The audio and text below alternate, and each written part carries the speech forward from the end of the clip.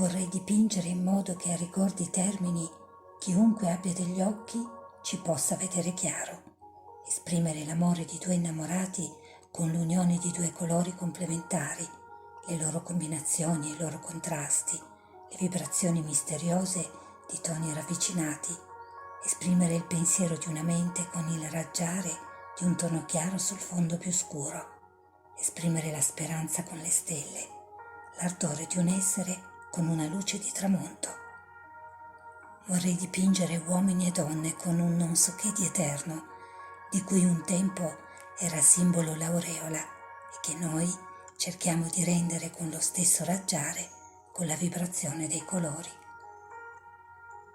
Vincent van Gogh.